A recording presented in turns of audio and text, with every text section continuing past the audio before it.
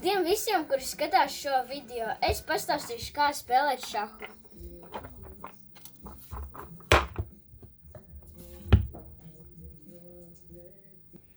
Un tagad es pastāstīšu, kā katrs sit un kustās.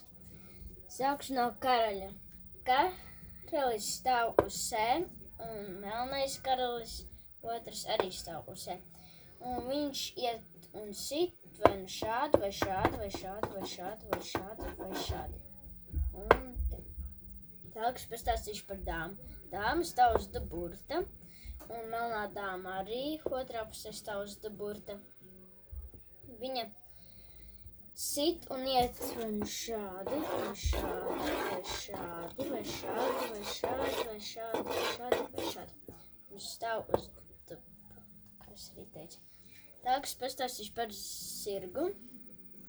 Zirgs iet kā burtiņā šādi, un kā, un viņš sit šādi, tad viņš nošķiet šādi. Zirgs stāv un burtiņā. Un tālāk es pastāstīšu par torni. Viņš sit un stāv. Viņš stāv uz H un A, un viņš iet vai nu šādi, vai šādi, vai šādi, šādi. Un viņš var sist tikai neviens no cita figūra tā nevar sist. Un kā viņš nevar sist šitā te, bet viņš var šitā te iet līdz pašam galam, vai nu arī palikt uz viņa vietas.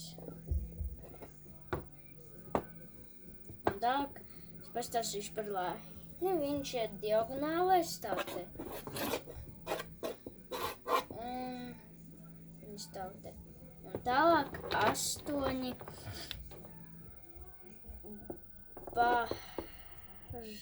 bandinieki. Viņi stāv te. Un viņi var sākt vai nu ar vienu gainu, vai nu ar diviem, un pēc tam visu laiku viņi iet pa vienam. Un viņi sit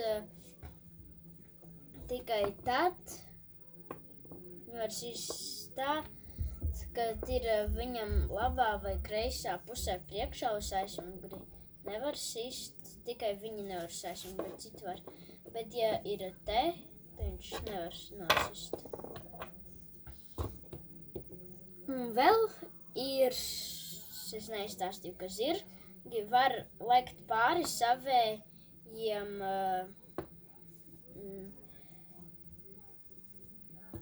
un citi nevar lekt pāri, kā piemēram dāma, ja te viņa nevar tā, jo tad viņu šeit nostīs.